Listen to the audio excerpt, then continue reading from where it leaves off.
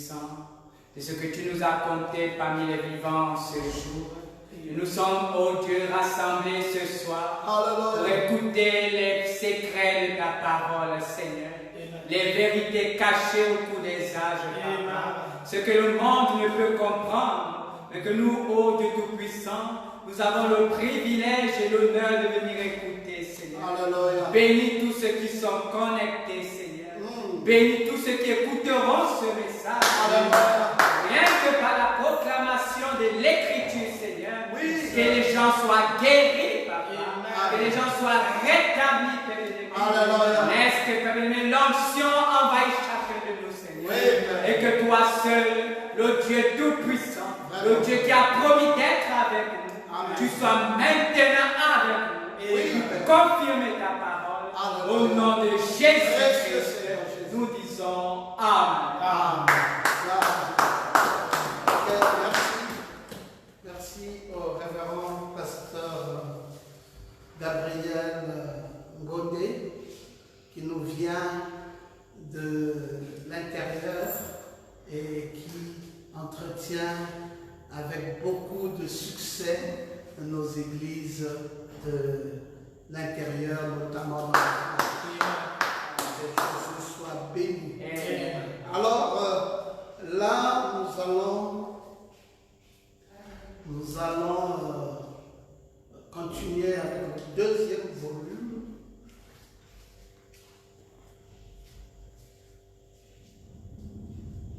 On a continué avec le deuxième volume sur la nouvelle Jérusalem. Alors que nous sommes debout, nous lisons la parole. Apocalypse chapitre 21, du verset 10 au verset 16 et le verset 23 au verset 27. Amen. Et il me transporta en esprit sur une grande et haute montagne. Et il me montra la ville sainte, Jérusalem, qui descendait du ciel d'auprès de Dieu, ayant la gloire de Dieu. Son éclat était semblable à celui d'une pierre très précieuse, d'une pierre de jaspe transparente comme du cristal. Elle avait une grande et haute muraille. Elle avait 12 portes, et sur les 12 portes, 12 anges, et des noms écrits, ceux des 12 tribus des fils d'Israël. À l'Orient, 3 portes, au Nord, 3 portes, au Midi, 3 portes, et à l'Occident, 3 portes. La muraille de la ville avait 12 fondements, et sur eux, les 12 noms des 12 apôtres de l'année. Celui qui me parlait avait pour mesure un roseau d'or, afin de mesurer la ville, ses portes et sa muraille. La ville avait la forme d'un carré, et sa longueur était égale à sa largeur. Il mesura la ville avec le roseau et trouva 12 000 stades. La longueur, la largeur, la hauteur en étaient égales. Verset 23 et verset 27, la ville n'avait besoin ni de soleil ni de la lune pour l'éclairer, car la gloire de Dieu l'éclaire, et l'agneau est son flambeau. Les nations marcheront à sa lumière, les rois de la terre y apporteront leur gloire. Ses portes ne se fermeront point le jour, car là où il n'y aura point de nuit, on y apportera la gloire et l'honneur des nations. Il n'entrera chez elle rien de souillé, ni personne qui se livre à l'abomination et au mensonge. Il n'entrera que ceux qui sont écrits dans le livre de vie de la vie. Amen. Amen. Que Dieu bénisse sa parole. Veuillez tranquillement vous asseoir dans sa présence. Rappelez-vous que nous sommes en train de parler sur la nouvelle Jérusalem, et parlant de la nouvelle Jérusalem, nous avons commencé à parler sur un premier point, c'était la magnificence de la ville. La magnificence de la ville. Et vous vous rappelez que nous nous allons développer ce premier point sur la magnificence de la ville. Parce que nous vous avons montré comment cette ville avait une gloire magnifique qui descendait tout entière des cieux et devenait partie intégrante de la nouvelle terre. Donc le ciel et la terre étaient maintenant devenus un. Et la deuxième chose dans laquelle je voudrais vous parler, c'était le lieu de sa descente. Deuxième point, le lieu de sa descente.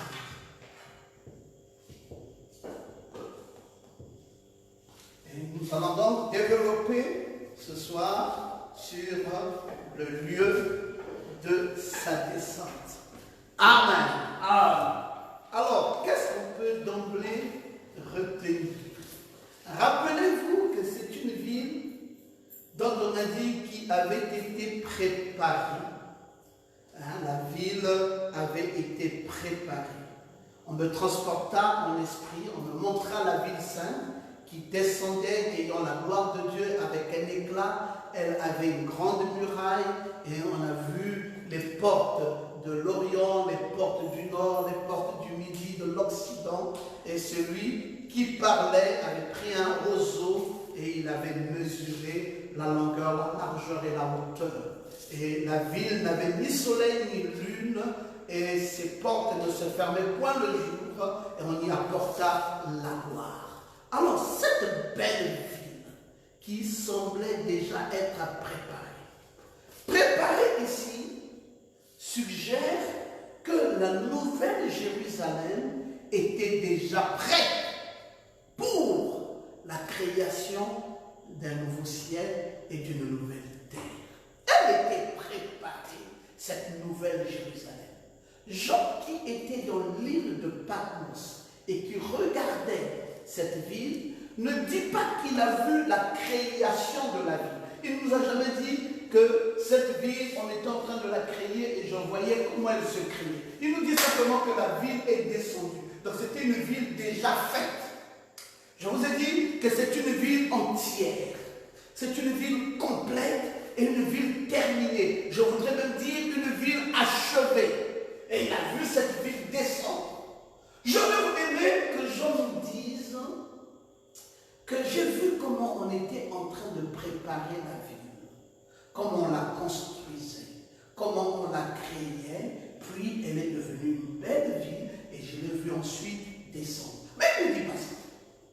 Il dit que cette ville est déjà prête. Quand il voit la ville, il trouve que c'est une ville déjà faite, déjà prête et qui descend avec un éclat, qui descend avec une magnificence et qui descend avec une gloire. Une ville déjà toute faite, une ville prête, une ville achevée, une ville terminée et une ville complète. Et le prophète William Branham nous a dit que cette ville appelée la Nouvelle Jérusalem, c'est l'épouse. Alors comment peut-on penser que l'épouse va encore être préparée? Cette épouse est déjà préparée par le ministère d'Apocalypse 10. Elle est préparée par le quintuple ministère d'Éphésiens 4:11. Elle est préparée. C'est pour cela qu'elle descend du ciel, parce que c'est là son lieu de départ. Elle descend du ciel déjà toute faite, toute complète et toute belle. Ce qu'il faut encore retenir, c'est ce deuxième point. Pas seulement sa magnificence, mais le lieu de sa descente. Quel est ce lieu? Il nous est dit qu'elle va descendre du ciel d'auprès de Dieu. Cela indique que la ville déjà complète et aménagée descend du ciel. Mais le ciel, c'est quoi? Le ciel, ici, c'est 4 lettres. Dans le si, ici, indique le lieu. Et elle, ici, indique la contraction de Elohim. Quand vous voudrez montrer à quelqu'un un endroit, vous dites c'est ici. Le si là, ça indique le lieu. Et elle, ça veut dire la contraction d'Élohim. Et quand vous combinez l'étymologie de ces deux mots, vous allez voir que c'est le lieu où est Dieu, où est Elohim. Alors c'est ça le ciel. Le ciel veut dire le lieu où Elohim se trouve. Alors, Elohim est où? Dieu est où de nos jours? Ce Dieu a eu 3 trônes.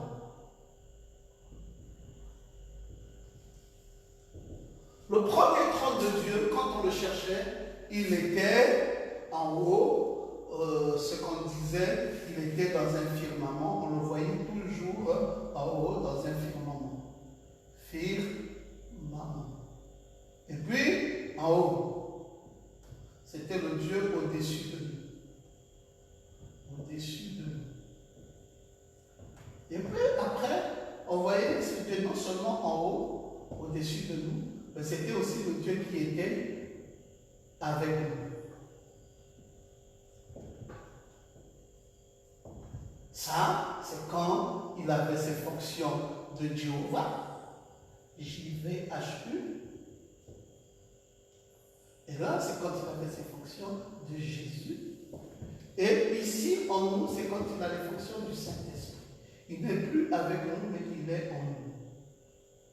Voilà les 3 dispensations de ce Dieu, le Dieu au-dessus de nous, le Dieu avec nous et le Dieu en nous.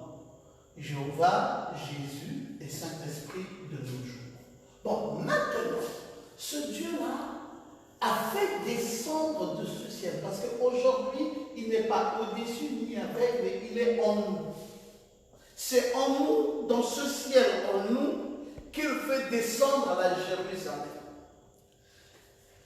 Est-ce que je ne voyais pas quelque chose qui venait comme ça d'en haut, qui descendait?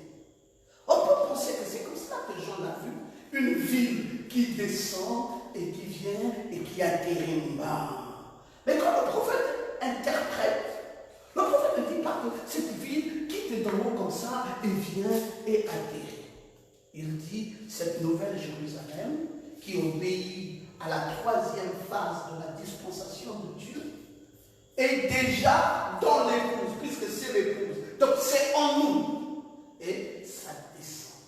Alors le ciel ici est compris et le lieu de sa descente d'auprès de Dieu indique que la ville était déjà complète et aménagée. Elle descendait sur la nouvelle terre du royaume céleste. Elle quittait quoi? Elle quittait le ciel, donc elle quittait en haut, elle quittait le ciel, donc l'eau, et descendait sur la terre. Pour qu'en conclusion, le ciel plus la terre composent. Maintenant, nous sommes ici où le ciel et la terre composent. Qu'est-ce que ça veut dire la composition du ciel et la terre? La terre ici, c'est votre corps. Le ciel ici, c'est votre âme, votre cœur. Et maintenant, il y a la composition entre la terre et le ciel. C'est pour cela que Paul disait, en moi, il y a 2 personnes. Il y a un combat continuel entre la chair et mon âme. Quand je veux faire le bien, c'est le mal qui fait. Quand je ne veux pas faire le mal, c'est le bien. Et donc c'était toujours un duel, toujours un combat. Alors, j'envoie le lieu de sa descente, sans aucun doute qu'il a vu le lieu que Paul aussi avait vu. Quand Paul a vu la gloire de Dieu, Paul dit qu'il a vu cette gloire qui descendait du 3e ciel. Il dit, je connais un endroit. Cet endroit est magnifique, mais c'est le 3e ciel. Paul a appelé cet endroit le 3e ciel. Il Je connais quelqu'un qui est monté là-bas et qui est arrivé jusqu'à dans ce 3e ciel. Nous avons étudié cela quand nous avons parlé du voyage multidimensionnel. Remarquez encore que ceci se produisit l'instant, celui-ci, donc suivant ce que Jean voyait, le nouveau ciel et la nouvelle terre furent créés. Il voit qu'un nouveau ciel et une nouvelle terre est maintenant ensemble. Jean appelle cela la Nouvelle Jérusalem. Cette Nouvelle Jérusalem, c'est la capitale. C'est la capitale de quoi? C'est la capitale du royaume de Dieu. C'est ça que Jean appelle la Nouvelle Jérusalem. La Nouvelle Jérusalem. C'est quoi cette Nouvelle Jérusalem? On dit c'est la capitale du royaume de Dieu.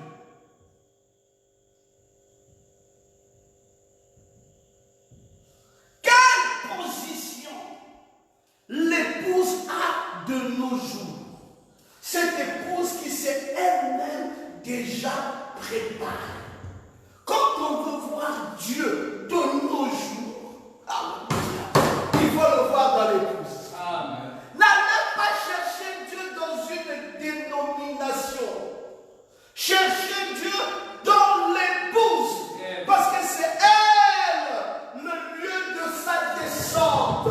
Dieu n'est pas descendu ailleurs. Dieu est descendu et il a atterri dans l'homme. C'est cela le 3e trône qui est l'homme. Dieu n'est plus avec nous comme lorsque Jésus marchait avec ses disciples. Il n'est plus au-dessus de nous comme une colonne de feu qui éclairait le peuple d'Israël. Mais aujourd'hui, Dieu est en nous. Amen. Si on vous dit, on veut voir Dieu, il faut dire, déchirez-moi, vous allez le voir. Il est dans moi. Dieu n'est pas avec moi. Dieu n'est pas au-dessus de moi, mais Dieu est en moi. Et le lieu de sa descente, c'est l'épouse. Alléluia. La 3e chose à retenir, c'est que la ville est préparée. La ville est préparée. Cette ville, elle est déjà préparée. C'est une cité céleste magnifique. C'est le lieu dont parlait le Seigneur Jésus-Christ lorsqu'il a dit à ses disciples, il faut que je m'en aille. Une fois que je serai parti, je m'en vais vous préparer une place. Afin que là où je suis, vous y soyez aussi. Jean 14. Alors, Jean et Philippe ne comprenaient pas toujours. Il dit, mais Seigneur, parle clair. Tu ne dis pas clairement les choses. Tu dis que celui qui m'a vu a vu le Père. Non, montre-nous le Père et cela nous suffit. Oh, mais Philippe, toi aussi. Depuis que je suis avec vous, Philippe, vous ne m'avez jamais connu. Mais qui m'a vu a vu le Père. Dis donc, c'est quoi le Père? Comment tu peux être à la fois le Père et à la fois le Fils? Explique. Jésus dit, mais vous ne savez pas que le Père est en moi, et moi en lui, et vous en moi. Dit, tes compositions là sont compliquées. Montre-nous le Père et cela nous suffit. Il dit, mais le Père que vous voulez voir est là. Mais il est où? Quand nous voyons, c'est moi le Fils Jésus. Le Père est où? Il dit, mais quand je vous dis qu'il est là, vous pensez qu'il est où? Il s'est fait chair en moi. Quand vous me voyez, vous l'avez vu. Le Père et moi, nous sommes un. En me voyant, vous avez vu le Père. Les disciples étaient embrouillés, ils ne comprenaient pas. Quand nous revenons aujourd'hui de nos jours, on nous dit, montrez-nous Dieu, il est où? Les catholiques vous disent, venez, on va vous montrer là où est Dieu. Ils vous amènent là où il y a une belle statue, Marie est bien taillée et tout ça. Il vous dit, il est là, dans cette pierre. Et vous allez voir, tout le monde va s'agenouiller devant la pierre. Avec le chapelet, avec les bougies. On habille ça bien avec des fleurs. D'autres vous disent, non, c'est pas vraiment là-bas. musulmans vous disent, vous cherchez Dieu. Il faut regarder la lune.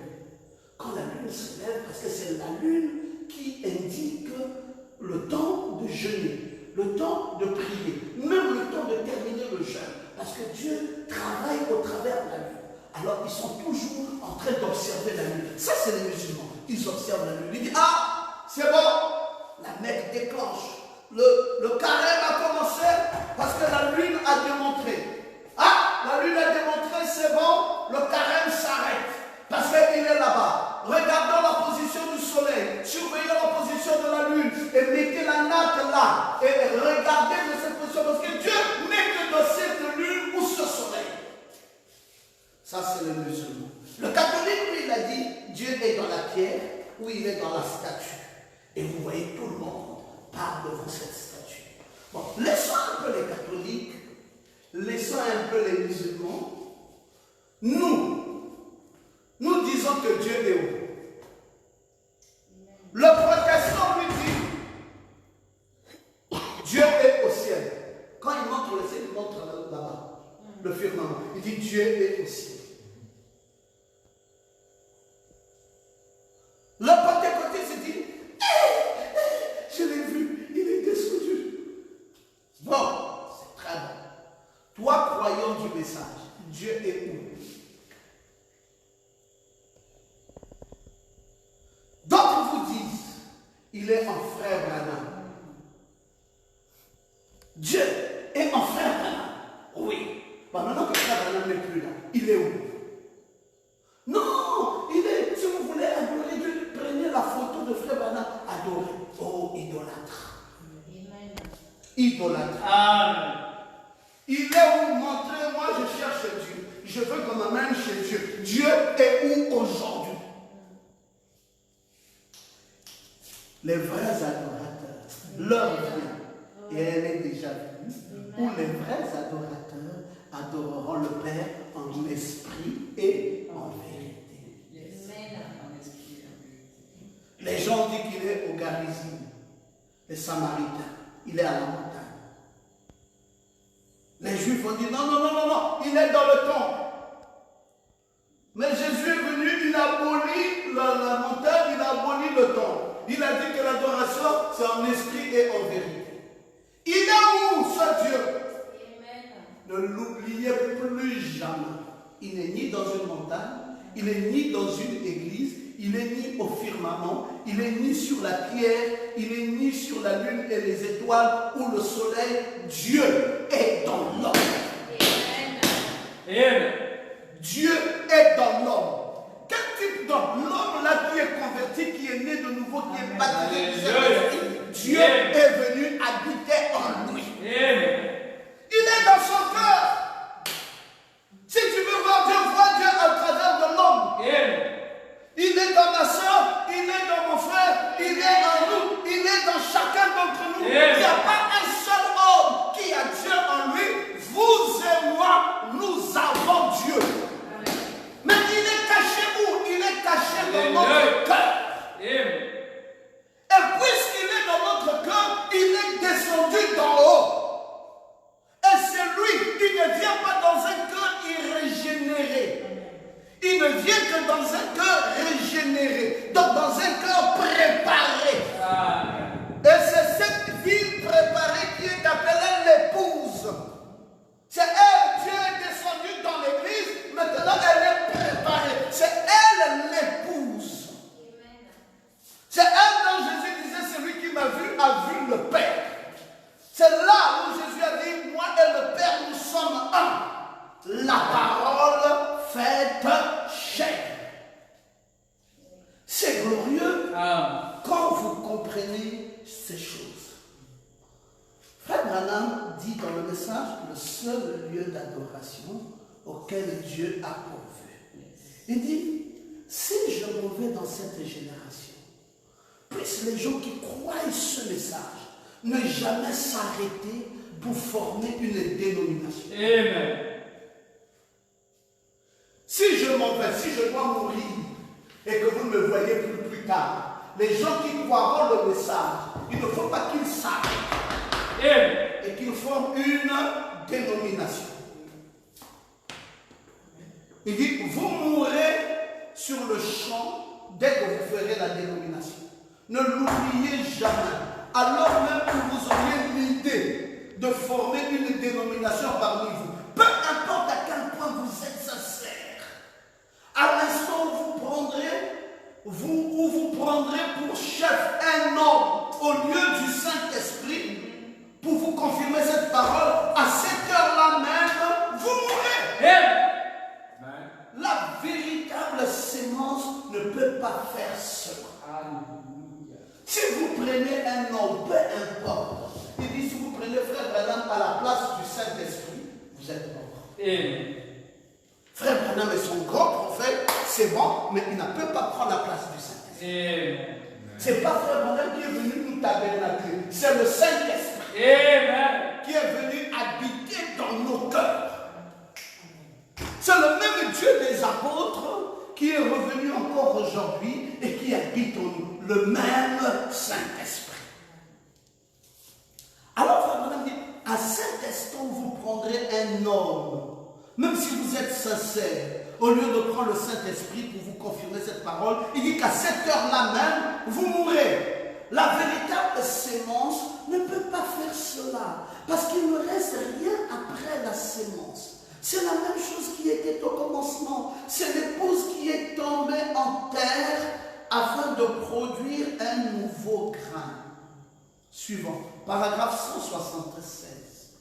Si vous essayez de retourner en arrière et que vous disiez, eh bien, nous sommes des luthériens, nous voulons monter, vous devez mourir à l'âge de Luther pour naître dans l'âge de Wesley. Vous ne pouvez pas être dans l'âge de Wesley et prétendre être encore des luthériens. Vous n'êtes pas à jour. Il faut un recyclage. Mourez dans l'âge de Luther et naissez dans l'âge de Wesley. Maintenant, si vous dites que je suis un Wesleyen, un méthodiste, alors que Luther, c'était un protestant. C'était déjà une lumière assez dense que la lumière catholique. Luther venait avec une lumière plus formidable que celle des catholiques. Admettons que cette lumière était comme ceci, et que ça c'était la partie lumière, et là c'était la partie ténèbres pour cette épouse du temps de Luther. Mais au temps de Wesley, c'était devenu plus corsé. La partie lumière devenait un peu et le reste devenait ténèbres. Donc ceci n'est pas égal à ceci. Tout ça, ce sont les ténèbres. Ici, il n'y a qu'une petite lumière. Et ça, tu es au temps de Wesley. Mais si tu disais que tu es croyant au temps de Wesley et maintenant tu deviens un croyant au temps de Branham, là, c'est encore une autre affaire plus grave. Parce que la lumière, c'est une petite corchée comme ça. Et le reste ici, c'est les ténèbres. Donc, vous ne pouvez pas prétendre. Ici, vous avez une plus grande lumière. Ici, la lumière a diminué. Ici, ça a plus que diminué. Ici, jusqu'à ce que ça va même s'éteindre. Et il n'y aura partout que les ténèbres. Voici les temps de ces gens. Donc, pour arriver dans cet âge, il faut mourir. Il faut mourir dans l'âge de Luther pour rentrer dans l'âge de Wesley. N'amenez pas ceci ici. Quand vous arrivez dans cet âge et que vous arrivez dans cet âge, il faut mourir ici pour rentrer ici. Parce que ici, c'est ça. Mais quand vous allez maintenant quitter ici pour aller dans un autre âge qui se présente comme ceci, alors, là c'est Branham ici, parce que c'était lui le messager, mais ici, c'est le messager, c'est le Saint-Esprit lui-même, le Saint-Esprit lui-même. Et quand vous arrivez donc dans cet âge où le Saint-Esprit lui-même dirige l'Église, alors on vous dit de mourir encore ici, pour rentrer ici. Et ici, toute cette lumière, c'est la nouvelle Jérusalem. Jérusalem. C'est celle-là qui est descendue dans l'eau. C'est celle-là l'épouse. Alors, vous comprenez que vous ne pouvez pas. Frère Branham dit ici, dans le seul lieu d'adoration auquel Dieu est pourvu, au paragraphe 176, il dit, vous devez mourir dans l'âge pentecôtiste. N'en laissez rien. Brûlez cela au feu. Ça sera brûlé comme la tige. D'où provient le blé. La tige, la dénomination doit être brûlée. N'apportez pas votre dénomination dans le nouveau message. Le nouveau message est où? Le nouveau message est ici. C'est ça le nouveau message. Interdiction formelle par Dieu de prendre ceci, d'amener ici. Interdiction formelle de Dieu de prendre ceci, d'amener ici. Interdiction formelle de Dieu de prendre tout ceci pour amener ici. N'apportez pas votre dénomination dans le nouveau message. Alors, quand vous arrivez dans ce nouveau message, permettez que je vous dise que c'est plus corsé qu'ici. Ici, c'est plus corsé qu'ici. Ici, c'est plus corsé qu'ici. Donc, quand vous arrivez ici, un protestant ne comprend plus rien. Un pentecôtiste ne comprend plus rien. Un méthodiste ne comprend plus rien. Parce que lui, il comprenait ici. Déjà, quand un méthodiste comprenait ici, un protestant n'arrivait plus à comprendre. Quand nous sommes arrivés ici à l'âge pentecôtiste, un méthodiste ne comprenait plus ça. Mais quand nous arrivons ici, ni le protestant, ni le méthodiste, ni le pentecôtiste ne peuvent plus comprendre ceci. C'est devenu difficile à comprendre. Parce que tout est énigmatique. C'est l'ouverture du livre de l'Apocalypse. Mais ce qui nous est dit, c'est de ne pas apporter cette dénomination ici. Maintenant, c'est la parole. La tige est devenue une dénomination. Elle a porté la sémence, c'est vrai, mais cela est monté jusqu'ici. Et ensuite, la tige est morte. Elle était une porteuse, une dénomination, mais la parole continue. Oui, la parole continue. La parole a continué. C'est parti d'ici, c'est venu ici. C'est parti d'ici, c'est venu ici. C'est parti d'ici, c'est venu ici. Là, on ne pouvait pas enseigner la nouvelle Jérusalem. Parce qu'ils ne comprendront pas. Comment expliquer ça, cette nouvelle Jérusalem, ici, là? Ils ne peuvent pas saisir ça. Alors, ce sont ceux qui ont continué avec la parole, puisque la parole continue, qui sont arrivés ici, qui ont les yeux ouverts pour comprendre désormais ce qui se dit. Beaucoup se réclament du nouveau message, mais ils ne sont pas morts à l'ancien message. Je vais vous expliquer. Or, pour arriver ici, il faut mourir dans ça. Pour arriver ici, il faut mourir dans ça. Pour arriver ici, il faut mourir dans ça. Mais quelqu'un dit, je suis ici. Mais il n'est pas mort dans l'ancien message. Comment comprendre que quelqu'un qui est ici dise en même temps qu'il attend l'enlèvement? Comment expliquer que quelqu'un qui est ici dise encore que Jésus n'est pas toujours venu? Or, Jésus vient au 7e âge de l'Église. Ici, c'est Paul. Ici, c'est Irénée. Ici, c'est Martin. Ici, c'est Colombe. Ici, c'est Luther. Ici, c'est Wesley. Et ici, c'est Branham. Paul, Irénée, Martin, Colombe, Luther, Wesley, Branham. Donc, quand nous sommes arrivés ici, parce que je n'ai fait que commencer ici, parce que c'est ici que commence la réforme. La réforme commence ici. Parce que ici, là, ici, nous sommes à l'âge du lion. Ici, nous sommes à l'âge du veau. Ici, là, et ici, nous sommes dans la réforme, à l'âge de l'homme. Et ici, nous sommes à l'âge de l'aigle. Nous avons les 4 êtres vivants, le lion, le veau, l'homme et l'aigle. Donc, qui se séparent comme ceci, qui se séparent comme ceci, et qui se séparent comme ceci, et enfin qui se séparent comme ceci. Donc, le lion, le veau, l'homme et l'aigle. Et quand nous arrivons ici, maintenant, c'est là où Frère Branham dit que nous n'apportons pas notre dénomination dans le nouveau message. Le nouveau message, c'est cette pyramide qui est désormais coiffée. Et il dit, brûlez tout, n'amenez rien. Or, l'enlèvement est ici. Parce que c'est le 7e après le second Adam. Le second Adam est ici. C'est là où le second Adam est, le 2e Adam. Et vous comptez 1, 2, 3, 4, 5, 6, 7.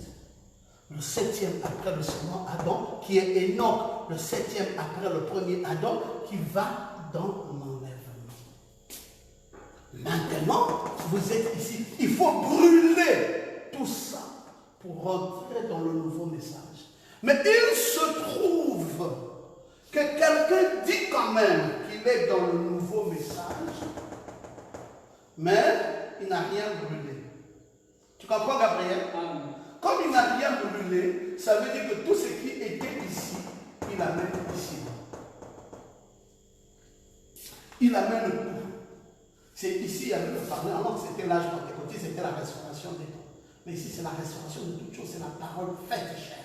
C'est la plénitude de la parole, c'est le trône, c'est le fils de David. Ce n'est même plus le ministère du fils de l'homme. Bon, il dit non, non, non, nous sommes encore au ministère du fils de l'homme. Non, non, non, nous attendons l'enlèvement. Non, non, non, Jésus n'est pas encore venu. Non, non, non, non, rien n'est accompli. Non, non, non, non, attendons encore. Non, non, non, non, non, ne parlez pas d'un Armageddon. Non, non, non, ne parlez pas du millénium. Non, non, non, ne parlez pas de... On parle de quoi? Si on parle pas, si on ne parle pas de l'enlèvement, parce qu'on attend. Si on ne parle pas de l'enlèvement, parce qu'on attend. Si on ne parle pas de la seconde venue, parce qu'on attend. Si on ne parle pas du millénium, parce qu'on attend. Si on ne parle pas de Armageddon, parce qu'on attend. Si on ne parle pas de Gog et Magog, parce qu'on attend. Si on ne parle pas du jugement, parce qu'on attend. Si on ne parle pas du livre de vie de l'agneau, parce qu'on attend. Bon, allons-nous parler de quoi? On ne parle plus de rien. Et là, nous sommes devenus quoi? Une dénomination. Oh non, mais parlez de la sanctification. Ça, les protestants en parlent. Justification avec Luther. Sanctification avec Wesley. Baptême du Saint-Esprit avec les pentecôtistes. Bon, ça, justification Luther, c'est rétrogradé. Pas pour dire que la justification ne se fait plus, mais ce n'est pas l'insistance du temps. Sanctification avec Wesley, c'est rétrogradé. Pas pour dire qu'on ne se sanctifie plus, mais ce n'est plus l'insistance du temps. Baptême du Saint-Esprit, c'est rétrogradé. Pas pour dire que le baptême du Saint-Esprit n'est pas important, ce n'est plus l'insistance du temps. Mais l'insistance du temps, c'est quoi? C'est le Saint-Esprit lui-même.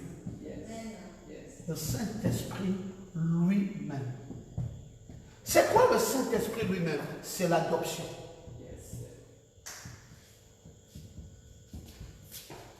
Nous ne sommes plus au baptême du Saint-Esprit, mais nous sommes au baptême du Saint-Esprit lui-même, à la période de l'adoption, dans le nouveau message, dans l'âge de la pierre de fête. Nous sommes dans la nuée, la pyramide est coiffée. Maintenant, nous sommes dans la pyramide coiffée. Alors, nous sommes dans un âge plus élevé que celui dans lequel nous étions ici, dans le 7e âge de l'Église. Alors, il y a un nouveau langage. Il y a un nouveau message qui est apporté. Et il y a des choses nouvelles qui ne sont plus perceptibles pour tout le monde. Mais pour y arriver, Frère Branham dit, vous devez tout brûler. Suivant, il dit, vous devez tout brûler. Il ne faut n'amener rien. Tout doit être brûlé. La tige doit être brûlée. N'apportez pas votre dénomination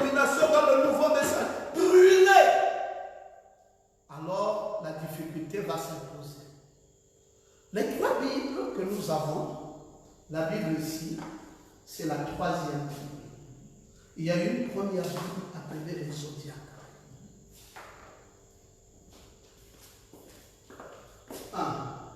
Les Zodiacs. Il y a une deuxième Bible appelée la Pyramide.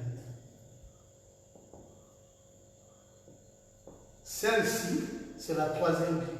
La Bible en livre ou en papier. En livre ou en papier.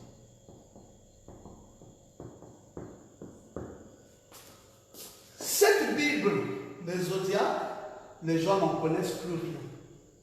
Ils ne peuvent même pas lire ça. Et pourtant, c'est une Bible. Cette Bible, la Pyramide, ils n'en connaissent rien. Ils ne peuvent plus lire ça. Toute la Bible que les gens connaissent, c'est celle-ci. C'est celle-ci que les catholiques ont. C'est celle-ci que les protestants ont. C'est encore celle-ci que les pentecôtistes ont. Mais les gens du message, dans ce nouveau message, ils ont ces trois Bibles. Et ils exploitent ça. Ils vont vous dire l'âge ici. Ici, ils vont vous dire que c'est l'âge du cancer. Ils interprètent. Alors, si l'âge du cancer est le 7e âge de l'Église, ils connaissent donc le premier âge de l'Église, c'est quoi? Ils vont vous dire c'est l'âge du Capricorne. Ils vont vous dire le deuxième âge de l'Église, Capricorne ici. Ils vont vous dire le deuxième âge de l'Église, c'est l'âge du Verseau. Ils vont vous dire le troisième âge de l'Église, c'est l'âge de Verseau. Attendez, il faut que je comprenne ce que je dis. Verseau, Capricorne, Verseau, donc février, mars, avril. Ici, nous sommes dans l'âge du Bélier. Nous sommes dans l'âge du Poisson. Et ici, ils vont vous dire c'est l'âge du Taureau. Ici, ils vont vous dire c'est l'âge de Gémeaux. Et ici, ils vous disent c'est l'âge du Cancer. Mais ici, c'est quel âge? Ils vous disent c'est l'âge du Lion. Donc, Capricorne, Verseau, Poisson, Bélier, Taureau, Gémeaux, Cancer. Et Cancer ici, c'est l'âge des poissons croisés. Et ici, nous sommes dans l'âge du lion. Et c'est pour cela que c'est l'âge de la seconde venue de Christ qui est dans la comptabilité des venues, la troisième venue. Alors, compliqué à comprendre. Parce que c'est quoi? C'est le nouveau message. Difficile à cerner. C'est Dieu qui est montré en trois phases. Le Fils de Dieu, le Fils de l'homme et le Fils de David. Quand il vient dans cette nuée, il est Fils de l'homme. Fils de l'homme. Mais quand il a marché tout au long des âges de l'Église, il est Fils de Dieu. Dans les 7 âges de l'Église. Après, quand la nuée vient, Christ vient dans la nuée, Christ vient dans la nuée, il vient en tant que Fils de l'homme.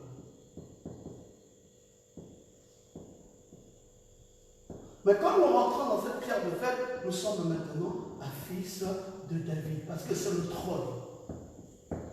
Alors, vous avez le Fils de Dieu, vous avez le Fils de l'homme, vous avez le Fils de David. Vous avez le Fils de David. Comment interpréter ça? Donner ça, un exercice comme ça, à un catholique, il ne comprend pas. À un protestant, il ne comprend pas. À un méthodiste, il ne comprend pas. À un pentecôtiste, il ne comprendra pas comment se disposer le Fils de Dieu, le Fils de l'homme et le Fils de David. C'est une équation difficile. Donnez-leur d'interpréter les zodiacs, ils ne comprendront pas. La pyramide, ils ne comprendront pas. Le livre de la Bible, ils diront, oui, donnez-nous le livre de la Bible, nous comprenons. Comme ici, ils vous diront, donnez-nous le Fils de Dieu, nous comprenons. Mais ne nous donnez pas le Fils de l'homme, c'est compliqué. Ne nous donnez pas le Fils de David, c'est compliqué. Donc, toute chose est compliquée pour toutes ces églises. C'est la raison pour laquelle, quand Dieu nous envoyait le prophète William Branham, c'était pour nous amener dans les eaux profondes de la Bible. C'était pour nous amener dans ce nouveau message. Vous voyez combien c'est compliqué. Bon, Docteur Goma, qu'est-ce que vous pouvez faire pour simplifier ça? Il n'y a pas de moyen. La simplification ne peut pas être faite. Il a révélé Dieu dans l'aigle, l'agneau et le lion. Parce que, quand vous voyez ici, toutes ces dispensations dans les 4 êtres vivants, ça change aussi dans l'espèce ministérielle. Quand est-il l'aigle? Quand est-il le lion? Quand est-il l'agneau? L'agneau sacrificateur. Parce que quand il est venu ici, en tant que fils de l'homme, le second Adam, il était quoi? Il était éternel. Quand il a agi dans les âges de l'Église, il était l'agneau sacrificateur. Mais quand il revient ici, il est le lion de la tribu de Juda. Et il a changé de rôle au fur et à mesure. Comment expliquer aigle, agneau, lion à un pentecôtiste, à un protestant, méthodiste et à un protestant? Ils ne comprendront pas. Il n'y a que ceux ici qui peuvent comprendre. Donc le message est monté à un cran, tel qu'on ne peut plus prendre ici, amener ici. C'est un langage différent, c'est un message différent. D'ailleurs, la raison pour laquelle le prophète appelle ça le nouveau message. S'ils ne l'ont pas compris dans les 2 poules, comment pourrait-il le comprendre dans le 3e poule? Avait-il dit à Moïse et l'a-t-il répété à Frère Branham? Il a dit à Frère Branham, le 1er poule, ils pourront imiter. Le 2e poule, ils pourront l'imiter. Parce que le 1er poule, c'était les petits poissons. Il a dit à son prophète, ça, ils vont imiter. Le 2e poule. Or, ça, c'est le 1er poule, c'est quoi? C'est la guérison. Nous voyons toutes les dénominations. Campagne de guérison, venez, miracle, puissance, tout ça, ils ont tout imité. 2e poule, c'était quoi? Le discernement des pensées. Discernement des pensées ou la prophétie. Voyez les dénominations. Le Seigneur m'a dit, ils ont tout imité. Mais le 3e point, qui est l'ouverture de la parole. L'ouverture de la parole. L'ouverture de la parole. Ah! Colle! Ils ne peuvent plus imiter ça. Parce que pour imiter ça, il faut étudier les zodiacs, il faut étudier la pyramide, et il faut étudier le nouveau message. Il faut étudier le fils de l'homme, il faut étudier le fils de Dieu, et étudier le fils de David. Il faut étudier l'agneau, il faut étudier l'aigle, il faut étudier le lion. Alors tout ça, c'est un parler en langue pour eux, c'est énigmatique. Il faut étudier l'enlèvement, il faut étudier la seconde venue, il faut étudier le millénium, il faut étudier l'Armageddon, il faut étudier le Magog, il faut étudier le jugement du trône blanc, il faut étudier le livre de vie et le livre de vie de l'agneau. Comme il dit, bah, votre nouveau message ici, ça va. Je dis merci. Je ne peux plus y accéder. Et c'est le problème que nous avons aujourd'hui. Ce problème, c'est le problème du 3e pôle. On ne peut plus imiter. Mais le 1er pôle et le 2e pôle, c'était quoi? Le 3e pôle, ce sont les anges. Le 3e pôle, ce n'est plus l'Est. Le 3e pôle, c'est l'Ouest. Ici, nous sommes à l'Est. Et ici, là, au 3e pôle, nous sommes à l'Ouest. Et il ne s'agit plus des petits poissons et des gros poissons, mais il s'agit ici, là, des anges. Et c'est la nuit.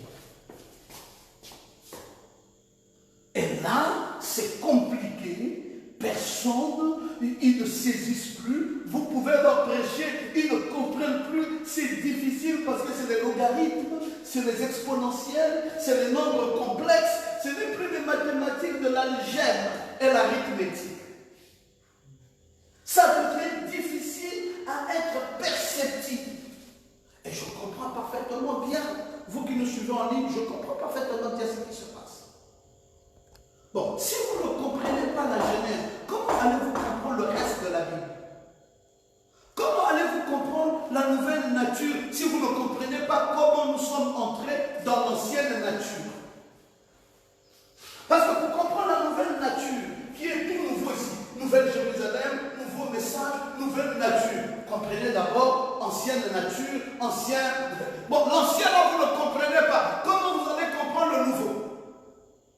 Un fils dans la continuité de père, dans un autre corps. Jésus-Christ, le même hier, aujourd'hui et éternellement, sauf dans son corps physique.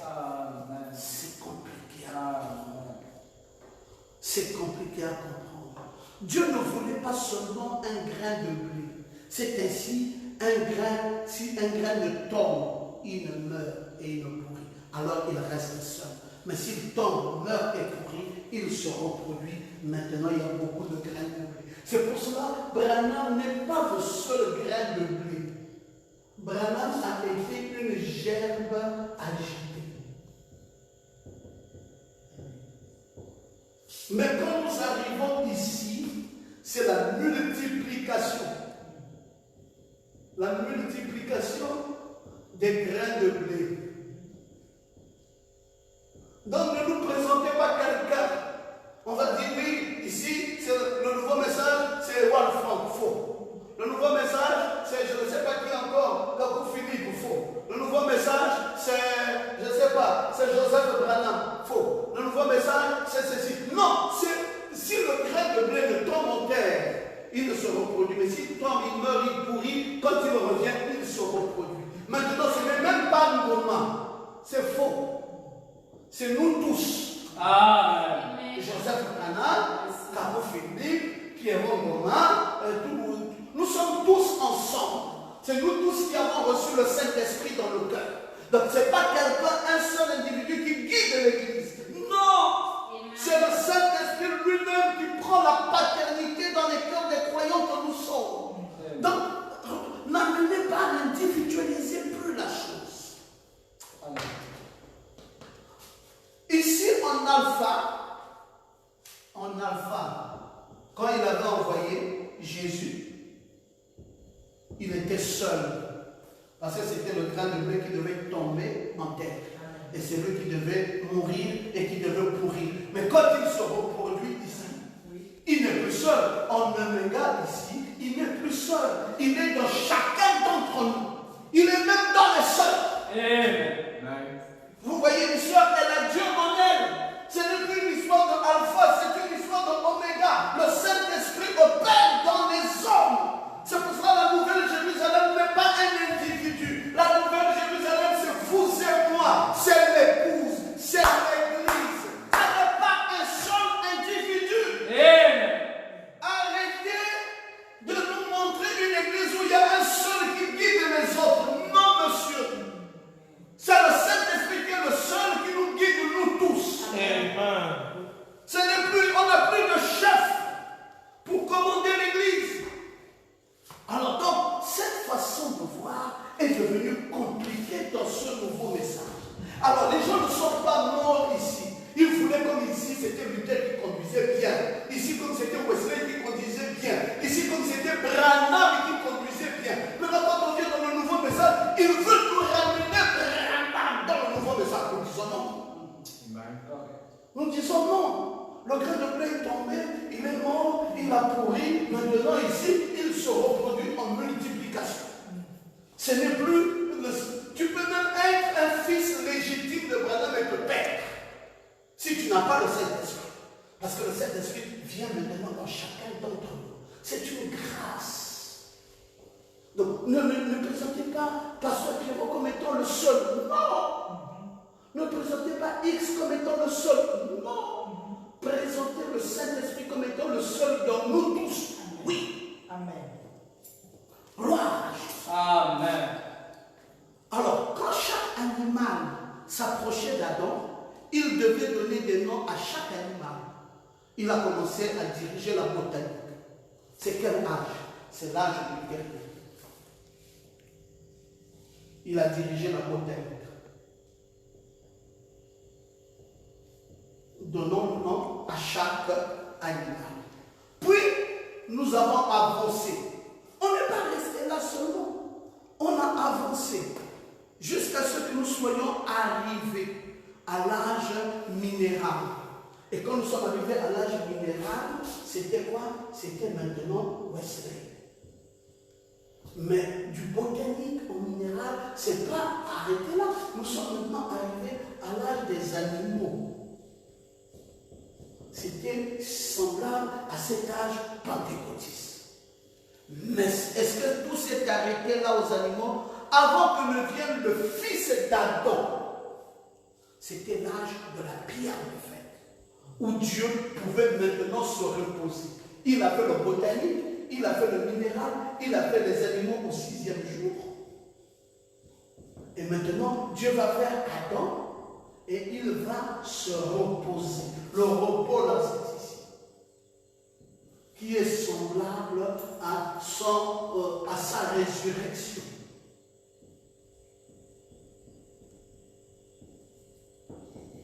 Dieu se reposa après l'œuvre, il se reposa. Maintenant, le Dieu qui parlait ici, quand nous sommes arrivés dans cet âge où il a William Branham, maintenant il a donné à Branham la puissance de parler. Branham a commencé par parler. Mais puis, il donnait maintenant les noms, il donnait les noms aux animaux, il dit toi c'est le lion, toi c'est le chat, toi c'est ceci, toi c'est cela. Mais arrivera un temps où Dieu dit maintenant lui il se repose. Il ne veut plus continuer le travail. Alors les Pléiades que vous lisez dans les zodiaques, ces Pléiades-là, où les 7 étoiles et l'Orion, voilà le langage qui est utilisé dans les zodiaques. Les Pléiades, les 7 Pléiades, ou les 7 étoiles et l'Orion. L'Orion c'est le juge suprême. Vous voyez? Et dans cette constellation, vous devez comprendre que la Bible ici n'est plus fermée. C'est une Bible qui est complètement ouverte. Alors, tout ça, Pasteur Vraiment, vous avez trouvé ça où? Dans la nourriture en magasin. Depuis que nous avons commencé à parler, nous parlons du message. Première poule, c'est le message. Deuxième poule, c'est le message. L'âge des poissons croisés, l'âge du concert, qui est l'Odyssée, c'est le message. L'âge du lion, le lion de la tribu de Juda qui vient dans le règne du millénium, c'est le message. Les zodiaques, la pyramide, c'est le message. La guérison, la prophétie, l'ouverture de la parole, c'est le message. Le nouveau message, c'est le message. Donc tout ce que nous disons ici, nous prenons ça du message. Mais le message est où? Dans la nourriture emmagasinée. C'est pour cela, cette épouse, avec tout ça, elle s'est parée pour son époux. Vous pensez que c'est des boucles d'oreilles? C'est des rouges à lèvres? C'est quoi quand on dit qu'elle s'est parée pour son époux? Elle s'est parée avec la parole. C'est tout ça la parure de l'épouse. Elle est habillée de la parole. Elle n'est pas habillée d'autre chose. Sa gloire majestueuse qui dépasse même le pouvoir des mots. C'est tout ça. Elle est parée de la parole. Le troisième poule. Elle est parée de ceci. Le ciel, le lieu qui indique Dieu, le fils de David, le fils de l'homme, le fils de Dieu. Elle est parée de tout ça. Alors, elle a maintenant une gloire majestueuse. Amen. Amen. Et c'est cette ville, Gabriel, qu'Abraham cherchait. Amen. Une ville dont l'architecte et le constructeur étaient Dieu lui-même. C'est cette ville qu'Abraham cherchait. Cette ville, c'est qui? C'est cette épouse parée de la parole. C'est pour ça, vous allez voir, quand on présente l'épouse, on la présente avec une longue robe. Et on met les écritures autour d'elle. Parce que c'est ça, elle est habillée de la parole. Qu'est-ce qui caractérise l'épouse? C'est la parole. Elle est habillée de la parole. La cité, la ville que Abraham a recherchée, dont l'architecte et le constructeur est Dieu lui-même, d'après Hébreux 11, 10, c'est cette épouse. L'auteur des épîtres aux Hébreux a dit, vous vous êtes approchés de la montagne de Sion. C'est ça la montagne de Sion. vous vous êtes approchés de la cité du Dieu vivant, la Jérusalem céleste. Il dit des myriades qui forment le cœur des anges. C'est le troisième coup. Des myriades qui forment le cœur des anges. Nous sommes dans la nuit. Nous sommes à l'ouest. Nous ne sommes plus à l'est. C'est changement de dispensation. Et de l'assemblée des premiers-nés, nous y voici. Inscrit dans les cieux, le juge qui est le Dieu de tous les esprits des justes parvenus à la perfection. Le juge suprême est là. C'est le juge anglais avec sa perruque blanche. Et là, nous avons accompli Hébreux chapitre 12, le verset 22 et 23. Tout ça est accompli. Où est-ce que nous sommes maintenant? C'est fascinant de voir le mont Sion, adjacent au mont du Temple dans la vieille Jérusalem. Demeurer Sion signifie que notre demeure ne se trouve pas juste aux côtés de la sainte demeure du Seigneur. La montagne de Sion. Le mont Sion céleste sera la résidence éternelle de notre Dieu. C'est où la résidence éternelle de notre Dieu? C'est dans le cœur de l'homme. On dit Jésus-Christ le même hier, aujourd'hui, éternellement. Hier, au-dessus, aujourd'hui, avec, éternellement en nous. Quand il vient en nous, dans cette troisième phase, c'est la phase éternelle. Il n'y a plus un autre moyen de vous présenter ce Dieu-là. Si vous l'avez connu, si vous connaissez Hébreux 13, Jésus-Christ le même hier, aujourd'hui, éternellement, vous savez que nous ne sommes plus ici. Nous sommes maintenant ici. Nous sommes maintenant éternellement, comme il a pris position dans la nouvelle Jérusalem. C'est magnifique. Quel honneur, quelle grâce de connaître toutes ces choses aussi magnifiques. L'épouse de Christ, nous ne pourrions être, nous sommes révélés aujourd'hui par la parole. Quelle grâce! Le Dieu énormorphé a changé de position au fur et à mesure. Maintenant, sa dernière position, c'est qu'il a pris possession de l'homme. Voilà où il arrive maintenant, comme nous dit Frère Branham, dans la brèche entre les 7 âges et les 7 sceaux. Bon, je vous ai dit que la ville était préparée. Vous avez compris que la ville est préparée. C'était la troisième chose. Allons-y sur la quatrième chose avant que nous terminons. Le joyau de la couronne du ciel. Le joyau de la couronne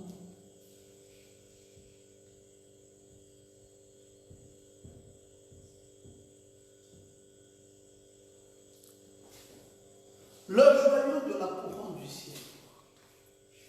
Apocalypse 21, du verset 10 au verset 27, décrit avec plus de détails la cité qui descend du ciel.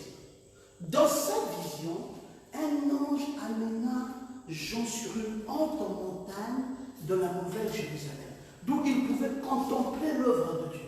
La cité céleste d'un royaume infini était là, qui descendait du ciel, qui descendait du troisième ciel, d'auprès de Dieu, et qui est devenu le joyau de la couronne du nouveau ciel et de la nouvelle terre.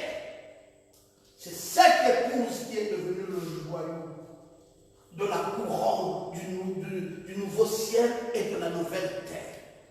Remarquons que Jean décrit la cité comme étant revêtue de gloire. Son éclat était semblable à une pierre très précieuse.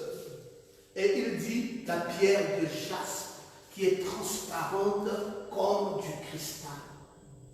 C'est ça le joyau de sa couronne. Transparente comme du cristal, en forme de pierre de jaspe. Cette épouse. Le jaspe et la Sarioine, le commencement et la fin, l'alpha et l'oméga. Et cette joyau de Dieu est habillée, elle est couronnée. Nous l'avons déjà dit, la lignée de la gloire forme la trappe de cette épouse. Toute la description que l'on donne d'elle, c'est qu'elle est revêtue, elle brille et elle a une gloire. Comment comprendre que cette épouse qui a une gloire soit encore une épouse dans laquelle on peut faire des reproches? Oh non, l'église de Jésus-Christ ne marche pas bien de nos jours. Oh non, les pasteurs ne marchent pas bien avec la parole. Oh non, il y a des compromis. Oh non, ils tombent. Oh non, ils ne vivent pas bien. Oh, ça, ce n'est pas l'épouse. Si ça ne vit plus bien, il n'y a plus la gloire, il n'y a plus le succès. Ce n'est plus l'épouse. Parce que cette épouse, quelques gens la veulent. C'est une grande gloire sur elle. Les descriptions qui sont données sur elle sont semblables à un royaume céleste. Le ciel lui-même est une manifestation de la gloire éternelle de Dieu. Vous savez qu'on nous dit que la lumière qui brillera sur elle, ce n'est pas la lumière de la SG. L'agneau sera lui-même la lumière. C'est-à-dire que le Dieu qui est rentré en vous, c'est lui-même qui vous éclaire. Amen. Dormez, n'ayez pas peur des sorciers. Si vous voyez un fils de Dieu qui dit, cette nuit on dirait que les sorciers m'ont visité, il faudrait que j'aille voir les hommes. C'est que ce n'est pas un fils de Dieu. Amen. Un fils de Dieu ne voit jamais les ténèbres. Un fils de Dieu n'a pas peur des sorciers. Un fils de Dieu sait que même si le village là est rempli de sorciers, on peut bouffer tout le monde sauf lui. Mais la lumière qui est en toi, c'est une lumière qui est à l'intérieur, qui sort. Donc tous les sorciers te connaissent. Ils savent ta valeur. Ils connaissent ta puissance. Ils savent qui est en toi.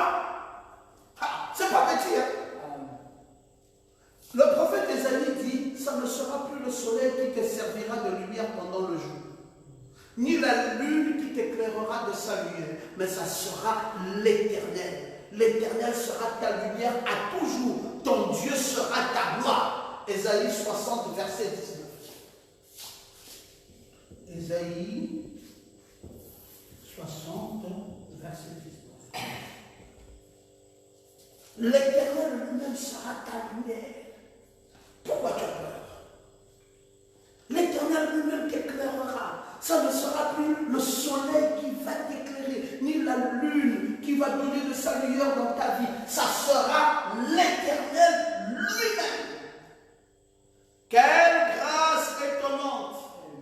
La gloire de Dieu va t'éclairer. L'agneau et son flambeau. Oh! Vas-y, compte sur lui. Tu verras le succès que tu connaîtras. Dieu ne t'abandonnera pas. Il t'accompagnera désormais dans ta vie. Et le succès que tu auras est sans précédent. Il sera là comme une colonne de feu. De nuit et comme une colonne de nuée de jour. Et tu seras environné de la couronne du ciel. Les reflets de sa lumière est ce que l'on verra descendre en plein. Et le monde entier comprendra que tu es la cité éternelle qui est descendue sur la terre. Parce que tu es semblable au cristal. Donc ça veut dire, le cristal ici, cette pierre, sa particularité c'est qu'elle est étincelante. Et puis sa particularité aussi, c'est que c'est comme du diamant. Il reflète, vous voyez, la pierre du diamant a une caractéristique, c'est qu'elle reflète l'éclat de sa gloire. Quand vous prenez un vrai diamant, vous allez voir le reflet de l'éclat de sa gloire. Et quand vous voyez l'épouse, la vraie épouse de Christ, le reflet de sa gloire est fort. Elle est douce, elle est paisible, elle est aimable, elle est gentille. Elle est serviable, elle est tout ce qui est meilleur au royaume. Mais elle ne force pas, c'est parce qu'elle est habillée de ça. L'éclat de la gloire de Dieu en elle fait qu'elle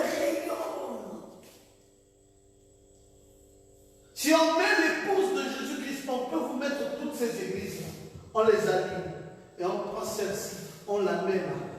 Vous allez voir vous-même la différence par la lumière et l'éclat de lumière qui brillera. Ici, vous allez voir la marche au rythme du rock'n'roll. Mais ici, vous allez voir la démarche gracieuse de l'épouse, revêtue de gloire, avec un éclat étincelant. Vous allez remarquer l'éclat du jaspe, l'éclat du cristal qui va redorer l'image de cette épouse. C'est tellement merveilleux. C'est pour cela qu'elle est habillée d'une ineffable beauté. Cette épouse est habillée d'une ineffable beauté. Elle ne sera jamais comparée à n'importe quelle église. C'est une église précieuse pour Dieu. C'est une église qui a été adoptée. On l'a emmenée jusqu'à la plateforme de l'adoption.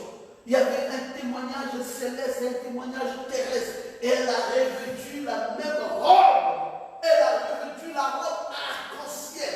Cette robe arc-en-ciel qui faisait les 7 couleurs dans les 7 âges de l'église est venue ici et a reflété les mêmes 7 couleurs. Et maintenant cette robe arc-en-ciel a revêtu cette épouse des derniers jours, la nouvelle Jérusalem, avec un éclat étincelant. Elle n'est comparable à personne, avec une démarche gracieuse. Quelle beauté! Une beauté ineffable. Quel est le reproche qu'on peut donner à cette église? Aucun reproche. Aucun reproche dans sa vie, aucun reproche dans son enseignement, aucun reproche dans sa manière d'être, aucun reproche dans le reflet. C'est une église simplement sans tache, ni ride, ni rien de semblable. Une église parfaite. Qu'est-ce qui l'a rendue parfaite? C'est la parole qui l'a rendue parfaite. Elle n'est pas parfaite par ses propres œuvres, elle est parfaite par la parole. Amen. La parole étant parfaite et habitant en elle, l'a rendue parfaite. Amen. Oh, c'est merveilleux. C'est merveilleux.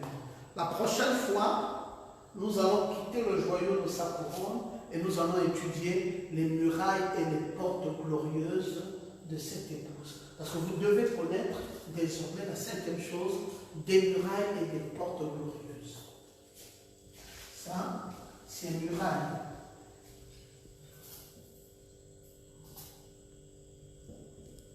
Les murailles et les portes glorieuses.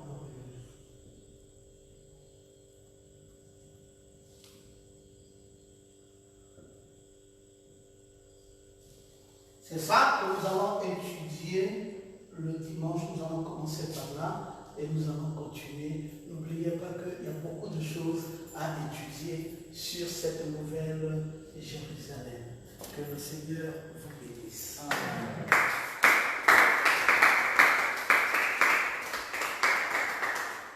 Mettons-nous debout. Il m'a béni. Amen. Il m'a béni. Oh, Jésus-Christ m'a béni. Pour toujours, il m'a béni. Amen. Oh, il m'a sauvé. Amen. Oh, il m'a sauvé. Jésus-Christ m'a sauvé. Pour toujours, il m'a sauvé. Oh, oui, il m'a rempli. Amen. Oh, il m'a rempli. Oh, Jésus-Christ m'a rempli. Pour toujours, il m'a rempli. Amen. Oh, il m'a élevé. Amen. Oui, il m'a élevé.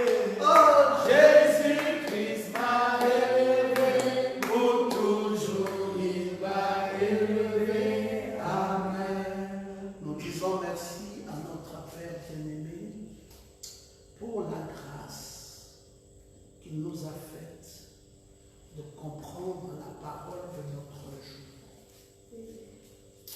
Père, ce nouveau message, cette nouvelle Jérusalem, c'est quelque chose, pour y entrer, il faut brûler l'ancienne dénomination. et ne pas apporter cette ancienne dénomination dans ce nouveau message. La composition de ce nouveau message est tellement riche en vitamines qu'un faucon ne pourra pas y arriver. Il sera pressurisé. La parole qui est donnée nécessite une élevation spirituelle à un niveau tel qu'aucun dénominationnel ne comprendra. Il s'agit ici d'associer 3 Bibles. Il s'agit ici d'associer 3 fils. Le Fils de Dieu, le Fils de l'homme, le Fils de David. Il s'agit ici d'associer 3 poules. Le premier poule, le deuxième poule et le troisième. Père, comment parvenir à associer autant de choses pour une seule et même nourriture? Seigneur, c'est merveilleux. La grâce que tu nous as faite d'accéder dans ce nouveau message. Rends-nous humbles pendant que nous recevons ce message.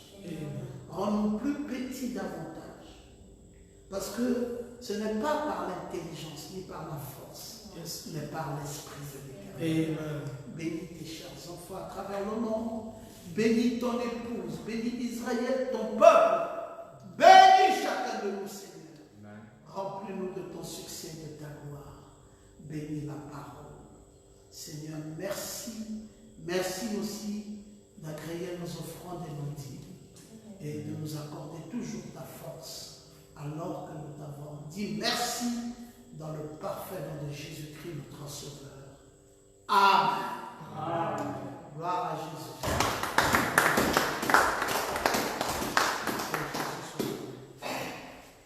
Vive